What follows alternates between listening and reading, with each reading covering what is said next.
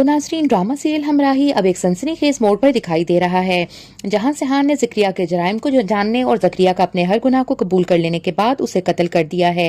لیکن جیسے ہی وہ ذکریا کو شوٹ کرتا ہے، اسی وقت الہام اس سے ملنے وہاں پہنچ جاتی ہے اور اسے ذکریا کا مرڈر کرتے ہوئے دیکھ لیتی ہے، اور اپنا اعتبار اس طرح سے ٹوٹتے دیکھ کر وہ بکھر جاتی ہے، کیونکہ اس نے سیحان سے وعدہ لیا تھا کہ وہ اپنے باپ کے مجرموں کے خلاف قانونی کارروائی کرے گا، لیکن خود کبھی بھی قانون ہاتھ میں نہیں لے گا۔ مگر سیحان آہستہ آہستہ اپنے اس بزنس کی اونچ نیچ سمجھنے لگ جاتا ہے، کیونکہ اس بزنس میں کبھی بھی کوئی آپ کا ہمدرد نہیں ہوتا، چاہے وہ آپ کا کوئی دوست ہو یا دشمن، آپ کی پیٹھ میں چھرا گھونپنے کے لیے ہر وقت تیار رہتا ہے۔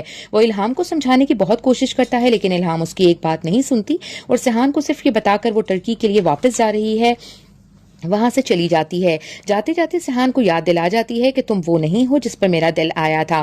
الہام کے جانے کے بعد چندا سیحان کو سمجھاتی ہے کہ ہو سکے تو الہام کو روک لو، ورنہ پچھتاوے کے سوا تمہارے پاس کچھ نہیں رہے گا۔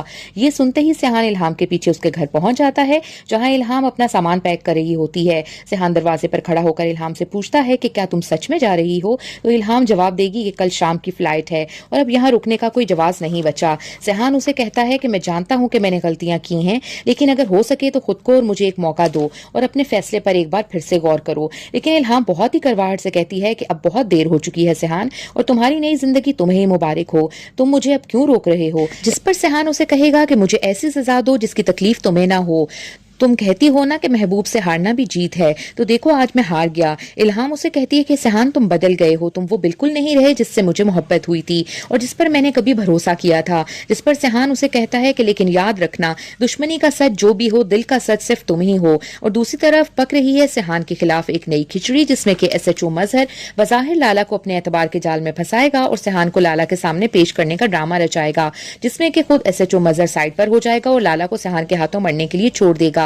ایسا لگتا ہے جیسے لالا نے غازی یوسف کو دھوکے سے قتل کیا تھا، اسی جال میں سیحان بھی لالا کو پھنسا کر اپنے باپ کی موت کا بدلہ لے لے گا اور رانیہ اور وزیر کو بھی لالا کے چنگل سے آزاد کروا لے گا۔ تو دوستو، کیا لگتا ہے آپ کو، کیا الہام سیحان کو کر پائے گی معاف، یا ہو جائیں گے سیحان اور الہام کی راہیں جدا؟ اپنے رائے کا اظہار کمنٹ سیکشن میں ضرور کیجیے گا۔ ہمارے چینل کو سبسکرائب کرنا مت بھولیے گا، اور نیکسٹ ویڈیو تک کے لیے اللہ حافظ۔